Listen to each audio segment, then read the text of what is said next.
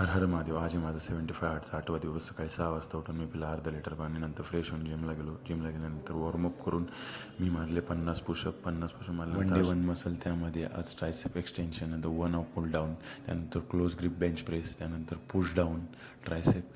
ते सर्व झाल्यानंतर मी केले स्ट्रेचिंग झाल्यानंतर आंघोळ वगैरे करून फ्रेश होऊन मी केलं मेडिटेशन. त्यानंतर बुक रीड केली.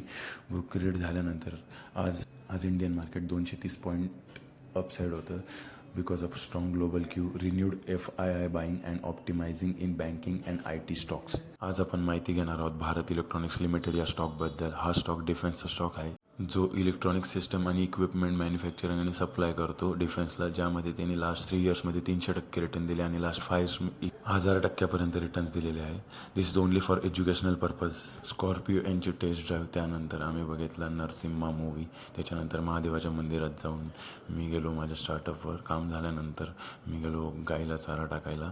त्याच्यानंतर मी केला डिनर झाल्यानंतर मी केला 75 आठचा 8वा दिवस कंप्लीट.